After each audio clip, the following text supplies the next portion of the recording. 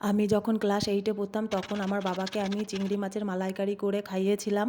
আর সেই চিংড়িগুলো ছিল আমার বাবার নিজস্ব পুকুরের চাষ করা গলদা চিংড়ি। তো ওটা আমি টিভিতে দেখেই কিন্তু রেসিপিটা করেছিলাম। আর সেটা কিন্তু এরকম মশলা কষিয়ে আমি রান্না করিনি, জাস্ট নারকেলের দুধ বার করে রান্নাটা করেছিলাম। তো তখন আমার বাবা খেয়ে কিন্তু বাজার ভরে সবার কাছে আমার নাম করে বেরিয়েছিল যে দেখ আমার মেয়ে কত সুন্দর আমাকে রান্না করে খাইয়েছে।